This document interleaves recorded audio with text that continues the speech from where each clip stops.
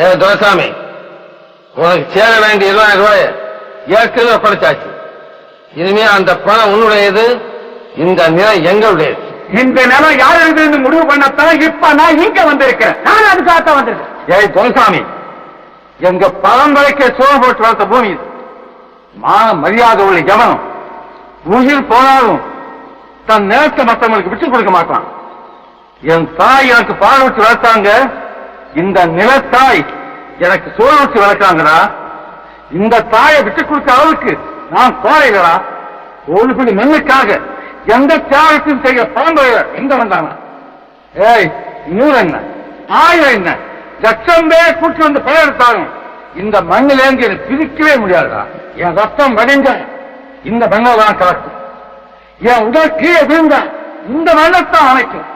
என் உயிர் போனாலும் இந்த மண்ணில் நான் தான் போகும். எந்த நேரத்தில் நான் எழுத்த உயிர்ப்பால் இங்கு மட்டும் இல்லை, எங்கெங்க உழைக்கவன் இருக்கிறான், எந்தெந்த மண்டலம் பேசுவதோ அங்கெல்லாம் என் உரிமையை ஒழித்துவிட்டே வாழ்ந்தாய்.